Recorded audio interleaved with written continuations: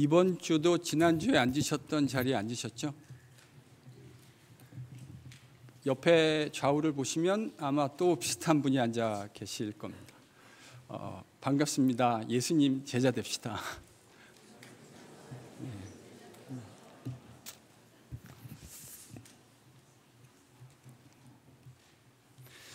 여러분, 이제 오늘 본문을 보면 세속화의 물결 속에서 야곱의 가족을 부르시고 다시 그들을 회복해내시는 하나님의 이야기를 만나게 됩니다.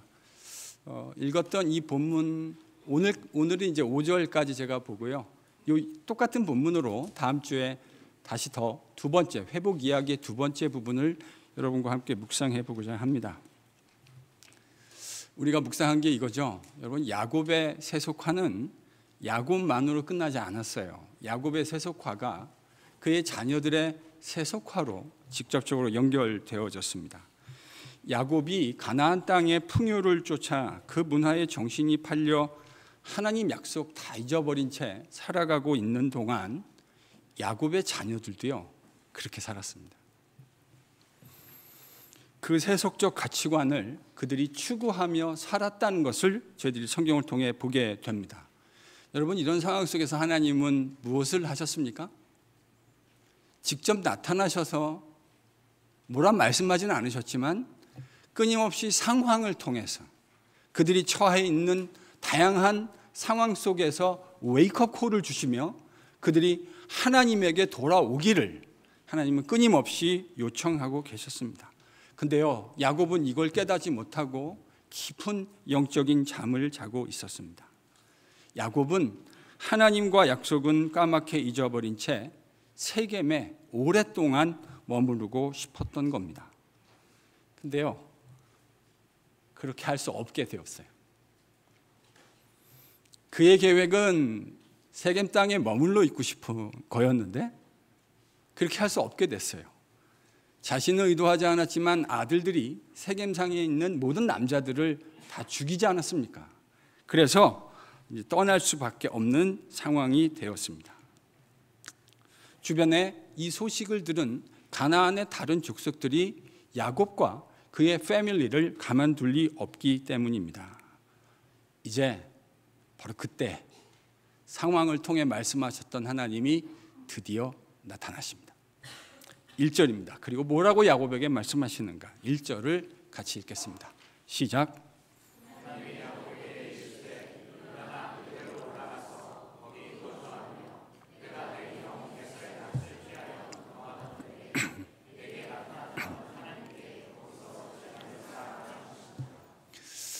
이제 세겜에는 못 있잖아요.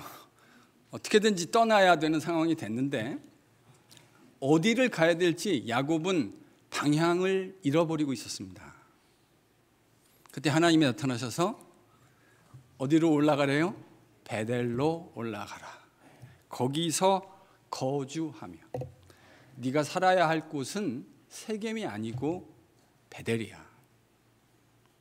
베델에 거하며 네가 도망가던 때에 너에게 나타나셨던 하나님께 제단을 쌓으라. 무슨 말이죠?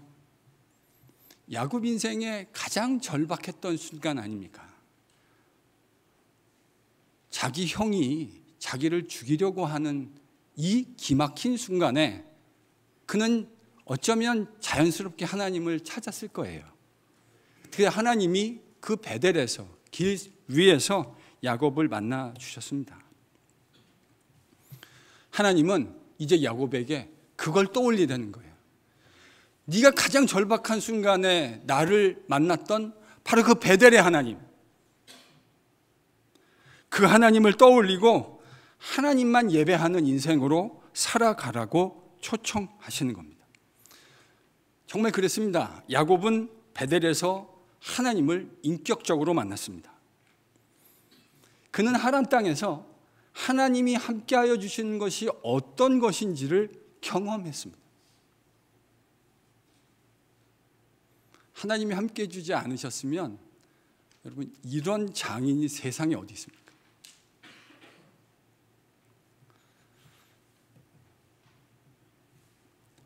하나님 없었으면요, 야곱은 20년 하란 바단 아람살이 빈털터리로 나왔을 거예요. 우리가 묵상했잖아요. 장인은 라반은 야곱에게 정말 하나도 주고 싶지 않았어요. 야곱이 몰래 도망갔다는 소식을 듣고 그는 야곱을 맹추격해 왔습니다. 하나님이 전날 나타나지 않으셨다면 야곱은 큰 봉변을 당했을 겁니다. 라반의 살이로부터 지켜주신 것이죠. 형 에서를 만나는 건 어떻습니까? 그의 바단 아람살이 20년 동안 제일 큰 가슴앓이는 형 에서가 아니었을까요?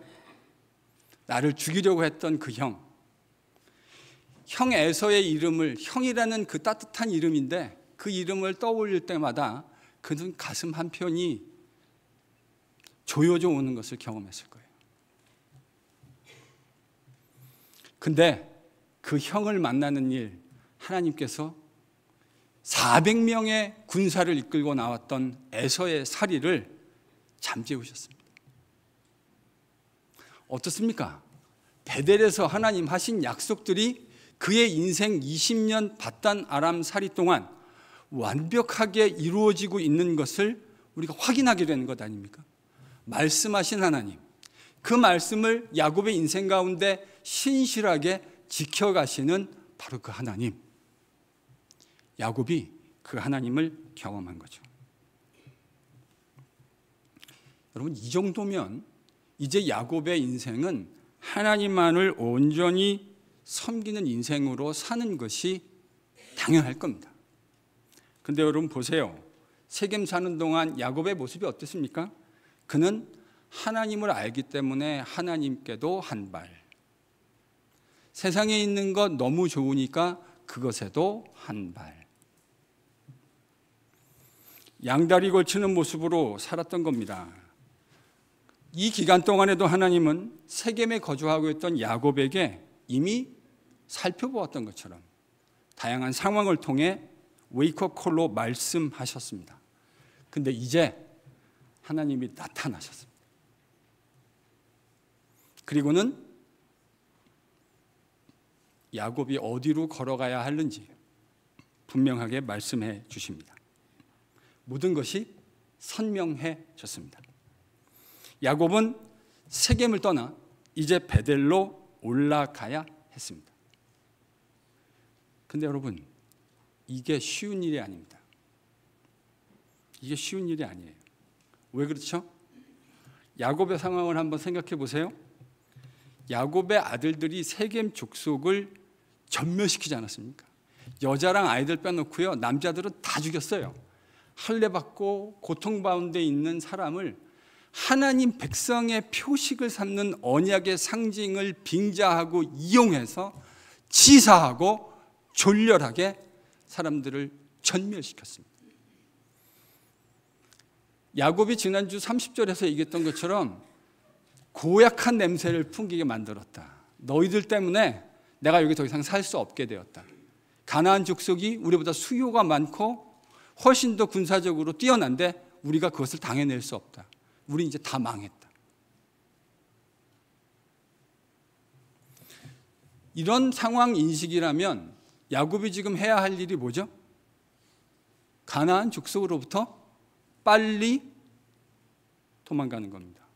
여러분, 병법의 가장 마지막은 뭐죠? 이 심오한 걸 모르십니까? 병법의 마지막은 36개입니다. 싸우다가 내가 저 적을 감당해낼 수 없다고 판단되어졌을 때는 도망가는 겁니다. 도망가는 게 지금 이 상황에서 가장 상식적 판단이겠죠? 근데 하나님의 명령이 뭐죠? 세겜에서 베델로 올라가라. 여러분, 이게 왜 어렵냐면요, 상식적으로는 가나안 족속으로부터 도망을 해야 하는데 하나님의 명령은 가나안 족속으로부터의 도망이 아니고요, 가나안의 심장부로 나아가는 겁니다. 세겜에서 베델은 가나안 족속으로부터의 도망이 아니에요. 세겜에서 베델로 올라가려면 가나안 중다한 잡족들이 있는 그 중심부를 통과하고 뚫고 가야 되는 거예요. 그러니 이것을 순종하는 것이 절대로 쉬운 명령이 아니죠. 여러분, 이건 믿음이 없으면 도무지 할 수 없는 일입니다. 하나님에 대한 신뢰가 없으면 이 명령은 순종할 수 없어요. 근데 이 하나님의 명령에 야곱이 어떻게 반응합니까? 여러분 3절을 같이 읽겠습니다. 본문 3절입니다. 같이 읽죠. 시작.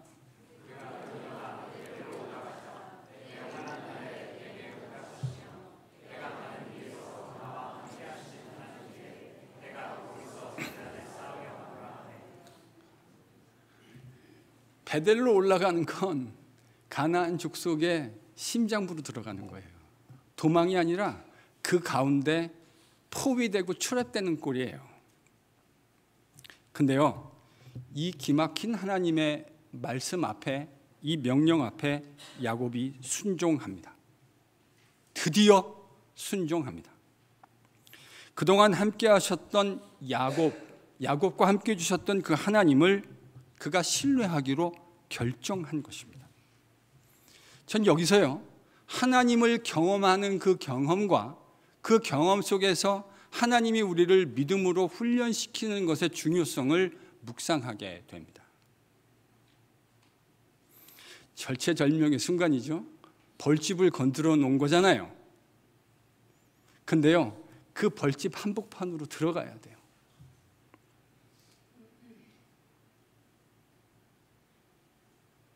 뭐가 없으면 불가능할까요? 이 이야기를, 이 명령을 하시는 하나님에 대한 그 말씀에 대한 신뢰가 없으면 여러분 이 명령은 순종할 수 없는 그런 종류의 명령인 거잖아요. 지난 20년, 사실은 40년이죠. 바다나람 20년, 세겜에서 한 20년, 그러니까 지난 40년 하나님과 함께 해주셨던, 그가 그의 삶 속에 역사하셨던 그 경험을 떠올리지 않으면 이런 명령은 순종할 수 없습니다. 그런데 야곱이 지금 이 위기의 순간에, 벌통을 건드려 놓은 순간에 하나님을 신뢰하기로 작정합니다. 결단합니다. 그게 없으면 꾀돌이 야곱은 절대로 하나님을 신뢰하고 베델로 올라갈 수 없어요. 야곱이 하나님만을 떠올리고 그 믿음의 길을 걷겠다 결단하자 지금까지 세겜에서 지난 한 20여 년 동안 야곱의 스토리에서 발견될 수 없었던 여러분 변화가 감지됩니다. 그게 무엇입니까? 저는 그걸 이렇게 부릅니다. 끊어냄의 결단. 한번 따라 하실까요? 끊어냄의 결단. 끊어내는 결단을 하기 시작합니다. 야곱은 이 믿음의 길을 떠남에 있어서 이 길과 어울릴 수 없다고 생각한 영적으로 더러운 것들을 정결하게 하는 일부터 시작합니다. 이 믿음의 길을 떠나는데 가장 먼저 해야 될 게 있어요. 그게 뭐냐면 지저분한 정결하지 못한 것들을 끊어내는 것입니다. 이걸 끊어내지 못하면 믿음의 길을 가봐야 소용없어요. We gotta clean up our backyard first. 우리의 백야드를 먼저 깨끗하게 클린업 해야 돼요. 그래야 베델로 올라가는 믿음의 길이 의미가 있는 거예요. 깨달은 야곱이 자신의 자녀들을 모아놓고 그들이 섬겼던, 그동안에 은밀하게 음란하게 섬겼던 우상들을 버리자고 제안합니다. 그리고 자신들이 입고 있었던 의복을 정결하게 한 후에 우리의 의복을 갈아입자라고 제안합니다. 무슨 의미일까요? 이전에 우리가 살아왔던, 세겜에서 살았던 삶의 방식으로부터 확실한 단절과 분리를 하자고 이야기한 것입니다. 지금까지 살아왔던 세상에 한 발, 하나님께 한 발 했던 이 지저분한 정결하지 못한 삶의 방식을 깨끗하게 정리하자. 왜냐하면 이 모습을 가지고는 하나님만을 온전히 섬기는 그의 백성으로 살아갈 수 없기 때문입니다. 여러분, 운동하려는 사람은 운동하기 가장 좋은 복장을 입어야 합니다. 얼마 전에 파리 올림픽이 끝났는데 100m 스프린트 하는 육상 선수를 보십시오. 그걸 뛰기 위해서는요, 9초대에 들어오잖아요. 올림픽 금메달리스트는. 여러분, 그렇게 들어오려면요, 모든 얽매이기 쉬운 것들을 다 벗어버려야 합니다. 가장 심플해야 합니다. 100m를 달리기 위해서, 그 스프린트를 하기 위해서 필요하지 않은 모든 것들을 제거해 버려야 돼요. 그래야 9초 6대에 들어올 수 있는 거예요. 이강택 목사가 입고 있는 이 양복과 구두를 신고 그렇게 들어올 수 있겠습니까? 불가능합니다. 물론 저는 운동복을 입어도 불가능하기는 합니다. 이전의 그 모습으로는 하나님 백성다운 삶을 살 수가 없어요. 하나님만을 섬기기 위해서는 하나님을 섬기는데 방해가 된다고 판단되는 그 모든 것, 그것이 어떤 것이든 관계없이 정리해야 합니다. 그 정리가 선결이 되어야, 백야드를 먼저 클린업을 해야 하나님을 온전히 섬길 수 있는 겁니다. 바로 이 이야기를 자기 자녀들에게 드디어 믿음의 가장으로서 보여야 할 모습이 어떤 건지를 야곱이 보여주고 있습니다. 그리고 자신을 만나주시고 인도하셨던 하나님만을 예배하기 위한 이 길의 목적이 하나님을 예배하기 위한 것이다 라는 사실을 드디어 천명합니다. 이제야 제대로 된 길을 가고 있습니다.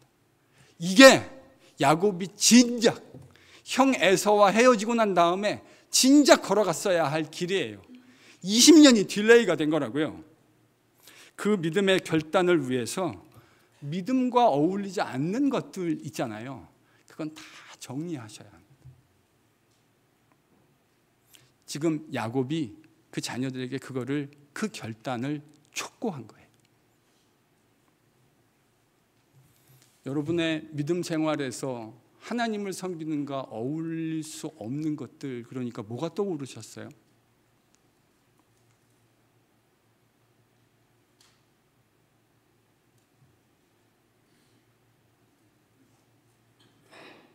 한번 생각해 보세요.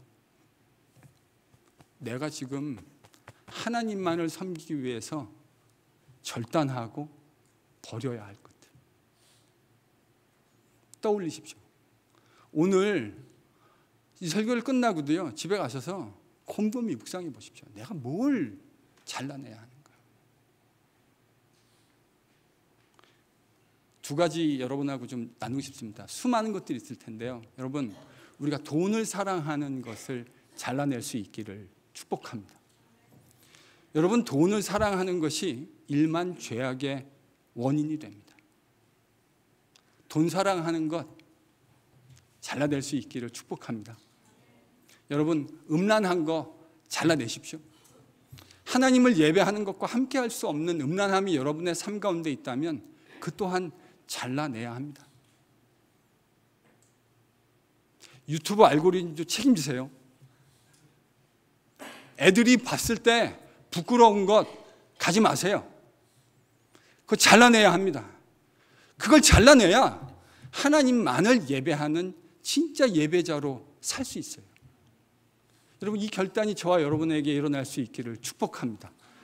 그것이 무엇이든 하나님만을 예배하는 그 영광스러운 것과 함께 할 수 없는, 컴패터블 할 수 없는 그것은 무엇이든 다 잘라낼 수 있는 은혜가 우리에게 임할 수 있기를 축복합니다. 이 결단에요, 두 가지 놀라운 일이 일어납니다. 절대 쉽지 않은 결단인데 이 결단에 두 가지 놀라운 일이 일어납니다. 먼저는 4절입니다. 4절을 같이 한번 읽어보죠. 본문 4절입니다. 시작.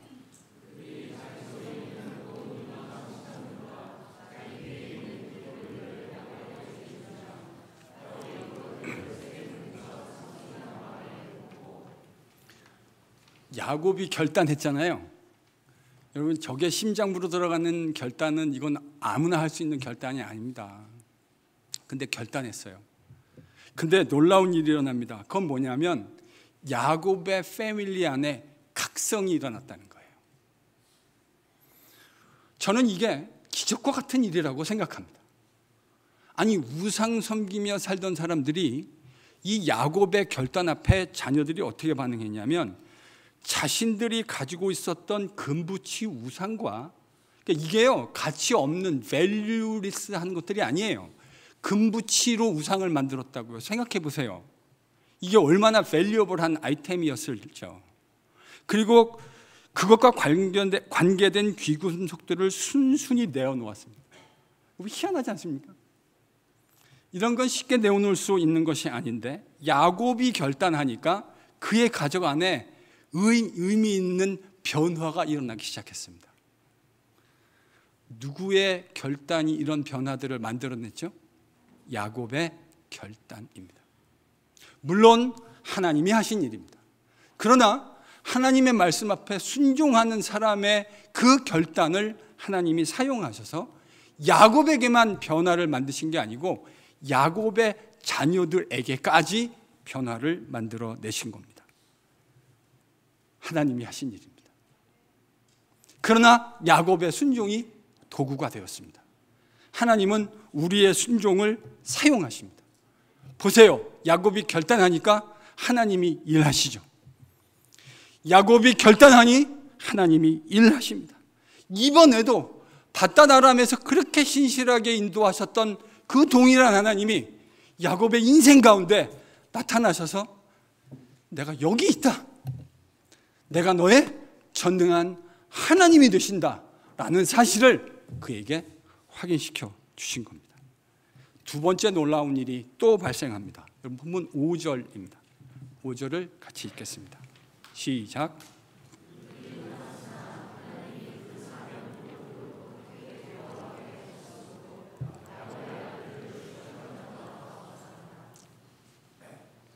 야곱이 결단했죠. 걱정의 핵심이 뭐였죠? 지난 바로 전장 30절에요. 이 가나안 족속이 우리를 가만둘 리 없다. 우린 다 망했다. 그 이유 때문에 베델로 올라가는 결정이, 이 믿음의 결정이 쉬운 일이 아니잖아요.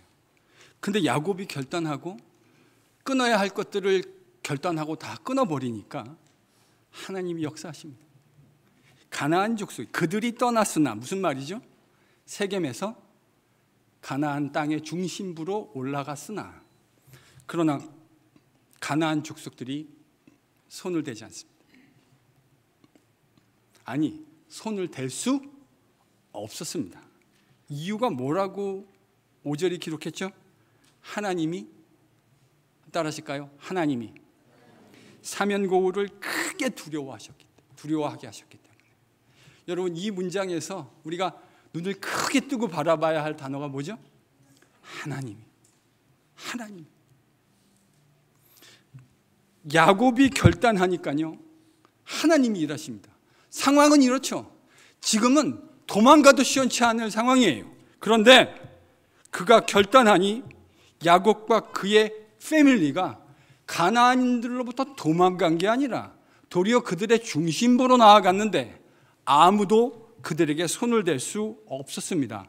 누가 지키셨기 때문이라고 창세기 저자가 말하고 있는 거죠? 전능하신 하나님이. 그 하나님이 베델로 올라가라고 요구하시고는 그 말씀에 순종하는 야곱과 그의 패밀리를 지키신 겁니다. 신실하신 하나님. 약속하시면 그것을 반드시 이루어내고야 마시는 그 신실하신 하나님. 보십시오. 믿음의 결단에 하나님이 얼마나 신실하게 반응해 주고 계시는가. 그래서 창세기 저자는 하나님께서 그들을 두렵게 하였기 때문에 아무도 야곱의 패밀리에게 손을 댈 수 없었던 거죠. 여러분, 우리가 결단하면 우리 알아요. 우리 인생에 우리가 통제할 수 없는 일들이 참 많다라는 것을 압니다. 인생이 그것을 배워가는 일련의 과정이라고 말해도 괜찮지 않을까요? 내가 통제할 수 없는 일들, 내가 결단해도 그게 사라지는 게 아니에요. 근데요, 내가 결단하면 내가 할 수 없는 이들 가운데 우리 신실한 하나님이 일하기 시작하십니다. 그분의 그 전능한 신실한 능력이 어떤 건지를 우리가 맛보아 알게 된다는 말입니다.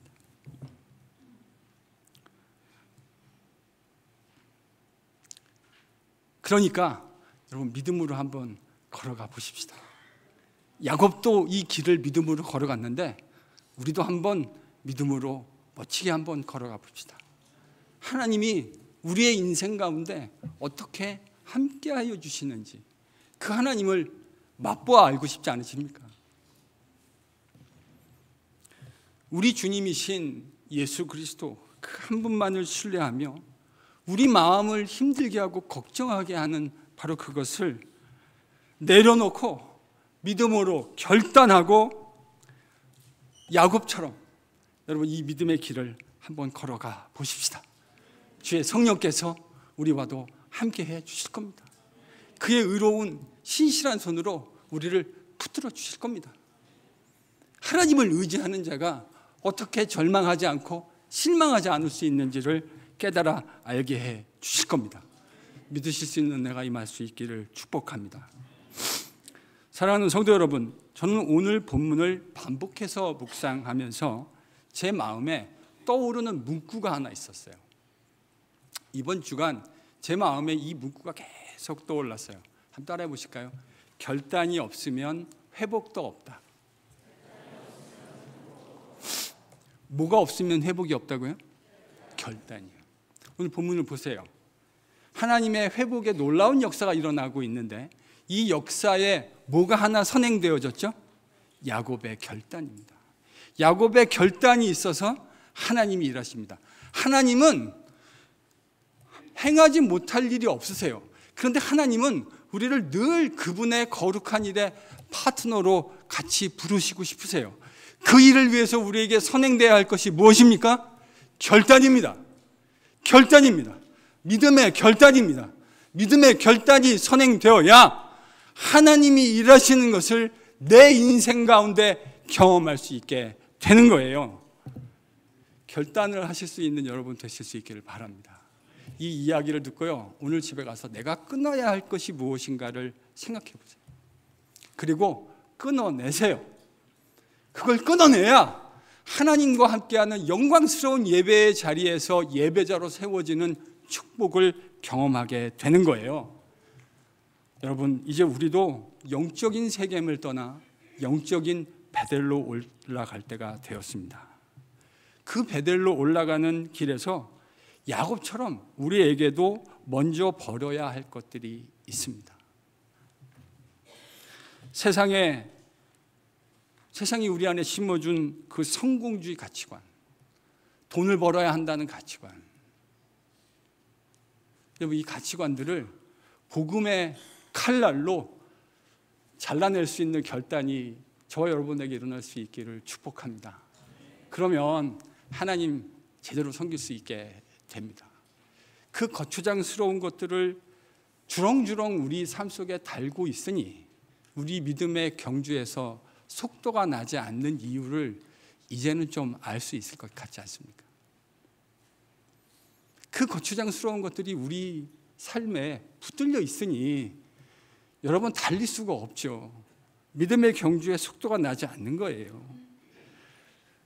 그동안 하나님이 함께해 주신 것 있으니 그 세월 속에 하나님께 한 발, 세상에 있는 것 너무 좋으니 그거에 대한 미련을 내려놓을 수 없으니 거기에도 한 발, 믿음의 경주에 불필요한 것을 가지고 있으니 여러분 속도가 느려질 수밖에 없습니다. 성공해야 되겠다 하는 생각을, 세상의 가치를 내려놓으실 수 있기를 바랍니다. 예수님의 제자는 성공을 위해서 부름받은 게 아니에요. 성공하지 않아도 괜찮아요.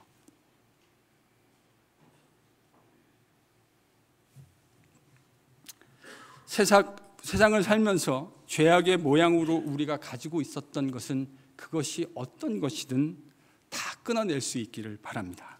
하나님만 참되게 섬기고 그분을 예배하는 데 방해가 되는 것이 있다면 그것이 무엇이든지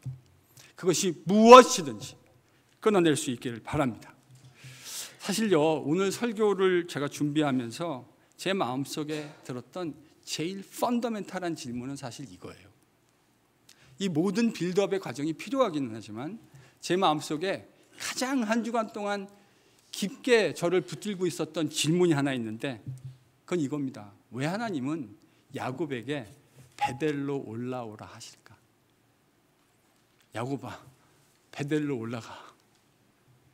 하나님이 야곱에게 왜 이 명령을 말씀을 하셨을까요?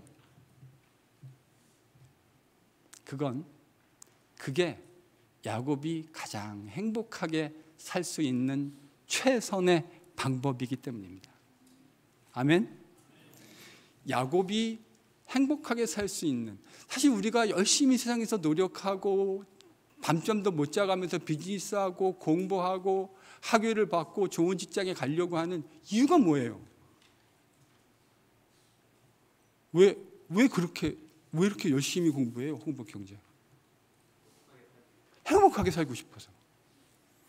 우리 마음은 다 똑같은 거예요. 행복하게 살고 싶어서 그렇게 살아요. 근데 하나님이 지금 그렇게 야곱이 지금 세겜에 머무는 건 행복하게 살고 싶어서입니까? 불행하게 살고 싶어서입니까? 행복하게 살고 싶은데 행복이 잘 안 되잖아요. 자기가 통제할 수 없는 일들을 만나게 되잖아요. 하나님이 20년 동안 웨이크업 콜을 주시다가 드디어 나타나셔서 야, 너 이제 베델로 올라와라 말씀하시는 이유는 여러분 그게 야곱이 가장 행복한 인생을 사는 비결이기 때문입니다. 우리는 알아요. 세상에 있는 것들이 우리를 행복하게 해줄 수 있다고 하는 생각을 하게 되는 거 저도 알아요. 왜 열심히 공부해가지고 학위 받고 좋은 직장에 가고 돈 벌고 비즈니스해서 좋은 집에도 살고 좋은 차 타고 왜 그러고 싶으신 거죠? 그게 우리에게 행복을 줄 것이라고 생각하기 때문입니다. 여러분 지금 이 이야기를 들었는데 진짜 목사님 그런 황당한 이야기는 세상에 머리를 타고 태어나서 처음 듣습니다 하는 분 계십니까? 우리 다는 그 일에 공감하는 거 아닙니까? 우리가 왜 세상에 힘을 가지려고 합니까? 우리가 세상에서 왜 많은 재화와 돈을 가지려고 합니까? 그것들이 우리에게 안정감과 우리에게 행복감을 주기 때문이에요. 여러분의 체킹 어카운트의 앞에가 아니고 뒤에 제로가 하나씩 늘어나기 시작할 때 어떤 마음이 드세요?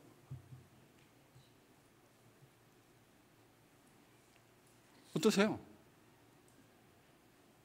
어쩌자고 자꾸 뒤에 0이 붙냐? 이러세요? 오호 통제라 이 일을 어찌할꼬 이러십니까? 아니요. 어카운트에 0이 붙는 거 행복합니다. 내가 힘을 가지고요. 사람들이 내가 하는 말에 쩔쩔쩔쩔 매는 거 보는 거 그거 은근히 매력 있습니다.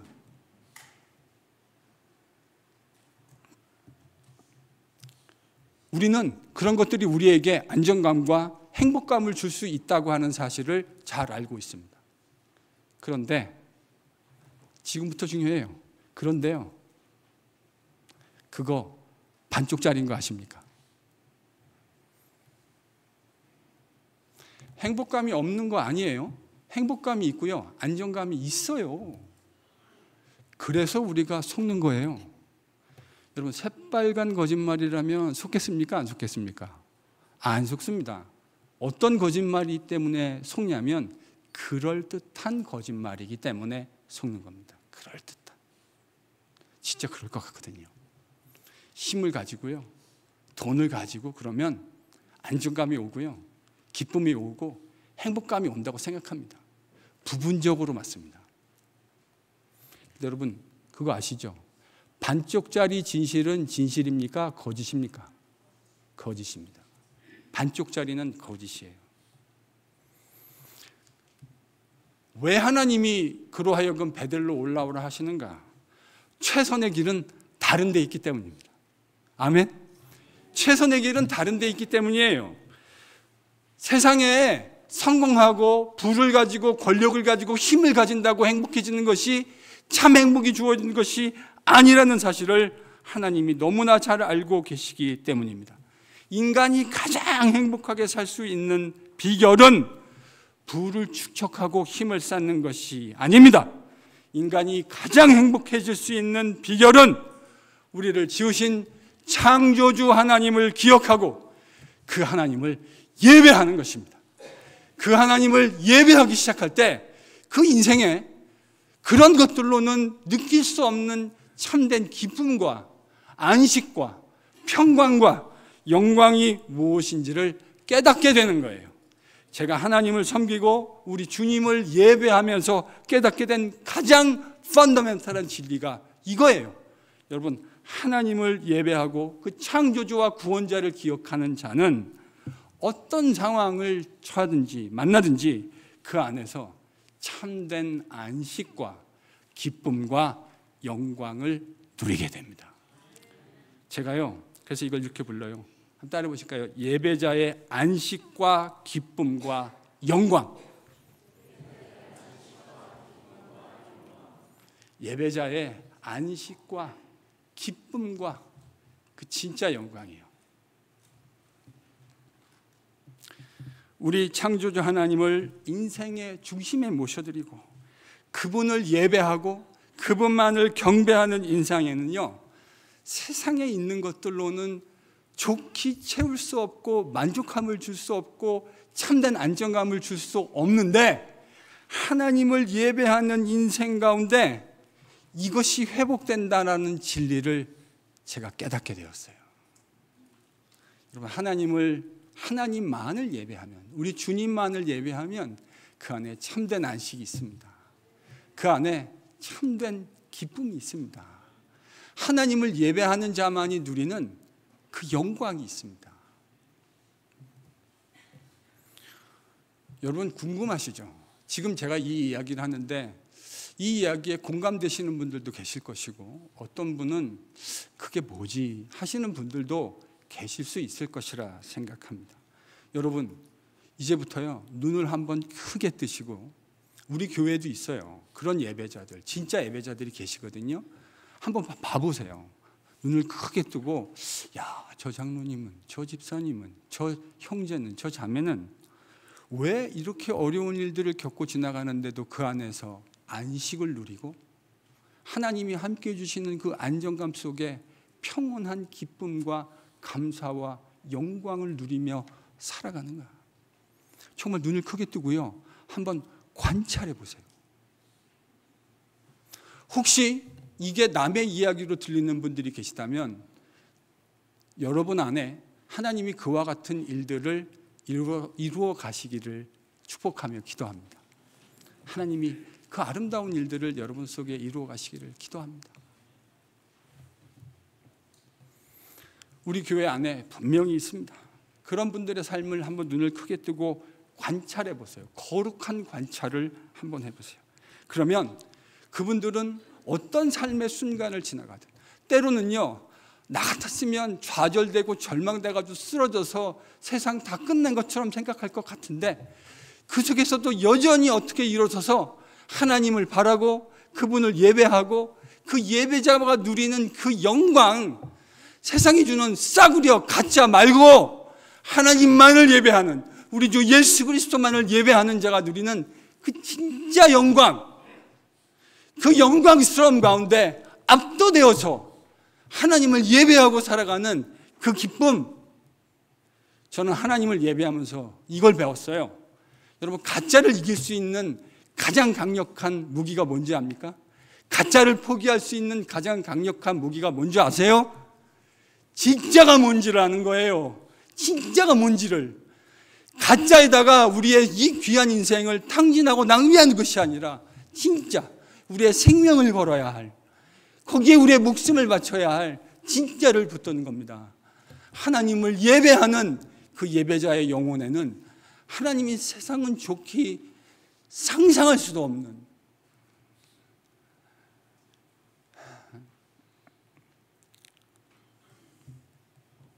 참 기쁨과 참 영광과 참다운 평안을 맛보게 하실 줄로 믿습니다. 하나님이 그렇게 하십니다. 그래서 어디로 올라오라는 거예요? 베델로 올라오라. 베델로 올라오라. 거기 가면요, 그게 있거든요. 세겜에 없는 베델에 올라가면 있는 것. 그래야 가장 인간다운, 하나님이 우리를 창조하셨을 때, 주님 예수 그리스도 안에서 우리를 구속 속량하여 주셨을 때 우리가 마땅히 누려야 할 참된 행복, 바로 그 안에서만 느낄 수 있기 때문입니다. 그 예배의 자리로, 하나님만을 섬기는 자리로 하나님이 지금 야곱을 초청하고 계신 겁니다. 성도 여러분, 베델로 올라갑시다. 베델로 올라갑시다. 하나님만을 섬기는 그 예배자의 영광 안으로 들어가 봅시다. 우리의 탐욕이 만들어 놓은 수많은 우상들을 다 내려놓고 예수님만을 온전히 바라보고 그분을 예배하는 인생에 허락해 주시는 그 주님의 참된 안식과 기쁨과 영광을 경험하며 이 믿음의 영광스러운 주님의 제자의 길 함께 걷는 저와 여러분 될 수 있기를 예수님의 이름으로 간절히 축원합니다.